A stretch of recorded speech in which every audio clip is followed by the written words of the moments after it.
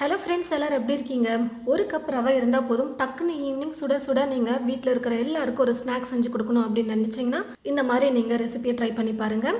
முதல்ல இந்த ரெசிபி செய்யறதுக்கு பருப்பை வந்து ஊற வச்சுக்கலாம். 2 டீஸ்பூன் கடலைப்பருப்பு சேர்த்துக்கிறேன். 2 டீஸ்பூன் துவரம்பருப்பு சேர்த்துட்டு 2 வரமிளகாவை சேர்த்துட்டு 2-3 முறை நல்லா பருப்பை கழுவிட்டு அரை மணி நேரத்துக்கு பருப்பை ஊற வச்சுக்கலாம்.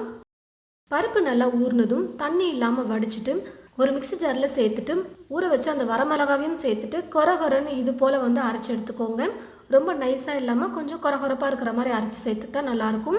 இப்போ ஸ்டவ் மேலே கடாய் வச்சுட்டு கடாயில் 1 கப் அளவுக்கு ரவை சேர்த்துக்கிறேன். நான் ரவையை 250 மில்லி அளவுள்ள மெஷர்மெண்ட் கப்பில் நான் வந்து சேர்த்துருக்கேன். வறுத்த ரவை வறுக்காத ரவை எதுவாக இருந்தாலும் நம்ம ஒரு டைம் ஒரு 3-4 நிமிஷத்துக்கு ஸ்டவ்வை லோ ஃப்ளேமில் இல்லை மீடியம் ஃப்ளேமில் வச்சுட்டு வறுத்து எடுத்துக்கலாம்.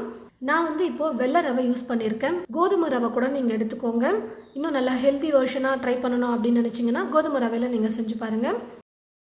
ரவையை 3-4 நிமிஷத்துக்கு வறுத்ததுக்கப்புறம் ஒரு பிளேட்டுக்கு மாற்றிட்டு அதே கடாயில் கொஞ்சமாக எண்ணெய் சேர்த்துட்டு எண்ணெய் நல்லா சூடேறினதும் கடுகு கொஞ்சம் சேர்த்து நல்லா பொரிஞ்சு வந்ததுக்கப்புறம் 1 டீஸ்பூன் உளுந்து சேர்த்துக்கிறேன். கடலைப்பருப்பு வேணாலும் நீங்கள் சேர்த்துக்கலாம். நான் வந்து வெறும் உளுந்து மட்டும் சேர்த்து பண்ணுறேன். உளுந்து ஓரளவுக்கு பொன்னிறமாக வர ஆரம்பித்ததும் 1 டீஸ்பூன் அளவுக்கு இஞ்சியை நல்லா பொடியாக கட் பண்ணி எடுத்து வச்சுருக்கேன். அதை சேர்த்துட்டு 3 பச்சை மிளகாவை பொடியாக கட் பண்ணி சேர்த்துக்கிறேன். பொடியாக நறுக்கிய கருவேப்பிலையை சேர்த்துட்டு நல்லா கலந்து கொடுத்ததுக்கப்புறம் அரைச்சி எடுத்து வச்சுருக்கிற இந்த பருப்பை சேர்த்துட்டு 2 நிமிஷத்துக்கு மீடியம் ஃப்ளேமில் வச்சுட்டு நல்லா வதக்கிக்கலாம். 2 நிமிஷத்துக்கு பருப்பு நல்லா வதங்கினதும் தேவையான அளவுக்கு தண்ணி சேர்த்துக்கலாம்.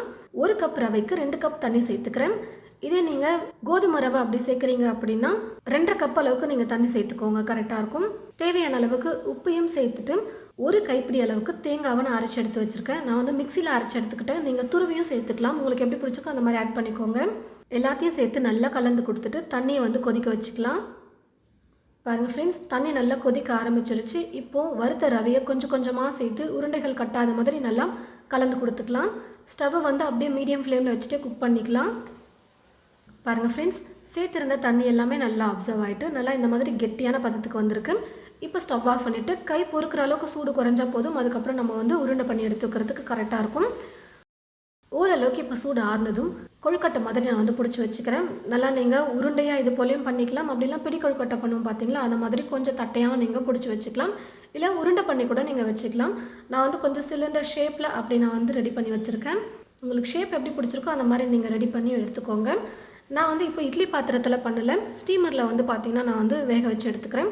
இட்லி பாத்திரமாக இருந்தால் தட்டில் வாழை இலை அப்படி இல்லைனா ஒரு காட்டன் துணி போட்டுக்கோங்க.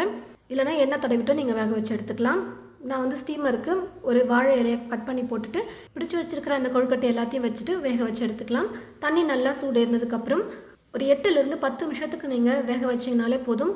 கொழுக்கட்டை ரொம்ப சாஃப்டாக சூப்பராக வந்து ரெடி ஆகிடும். பாருங்கள் ஃப்ரெண்ட்ஸ், 10 நிமிஷத்துக்கு நான் வந்து வேக வச்சு எடுத்துட்டேன். நல்லா பூ போல் சூப்பராக சாஃப்டாக வெந்து வந்திருக்கு. கொஞ்சம் லைட்டாக சூடாறினதுக்கப்புறம் எடுத்துக்கோங்க. ரொம்பவே சிம்பிளான ஒரு ரெசிபி தான். நிறைய பேர் வந்து உப்புமா அப்படின்னு சொன்னாலே பயந்து ஓடிடுவாங்க. இந்த மாதிரி நீங்கள் ரவை வச்சு ஒரு ஸ்நாக் வந்து ட்ரை பண்ணி கொடுத்து பாருங்கள். ரொம்பவே விரும்பி சாப்பிடுவாங்க.